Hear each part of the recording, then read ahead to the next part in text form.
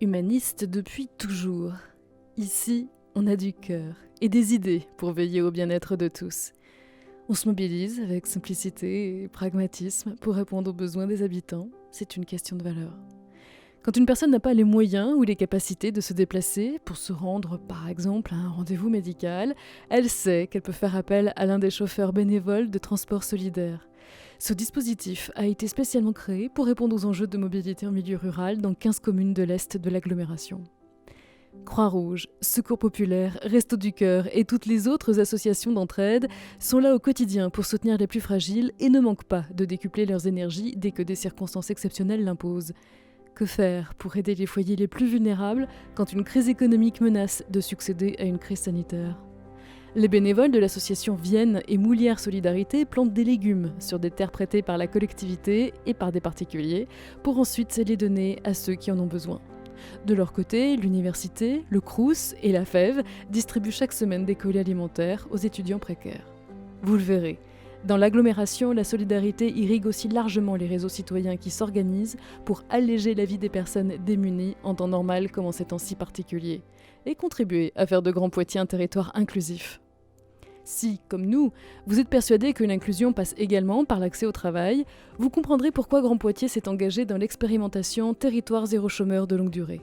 Tout le monde, sans exception, a des compétences à mettre au service de la société et de la vie économique.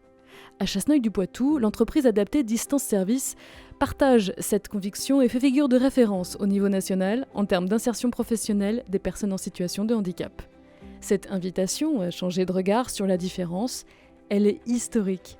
Dès 1984, les enfants sourds et malentendants bénéficiaient à Poitiers des premières classes bilingues français langue des signes créées du pays grâce au mouvement Deux langues pour une éducation.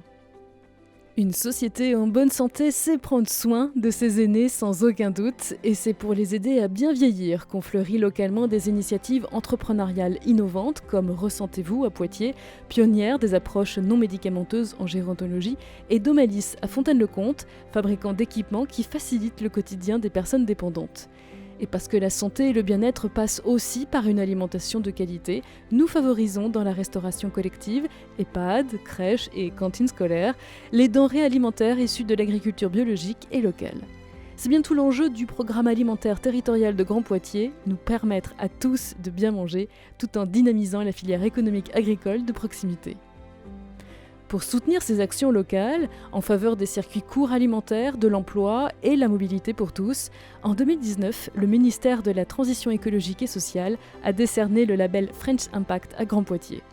Mais allez faire un tour du côté de la Villa Bloch et vous verrez que la solidarité et l'humanisme se vivent au-delà des frontières. Au cœur de ce nouveau lieu culturel poitevin, un espace de résidence est réservé à un artiste fuyant la répression dans son pays d'origine. Nous avons ainsi intégré le réseau international des 70 villes refuges ICORN, on en compte 2 en France, Paris et Poitiers.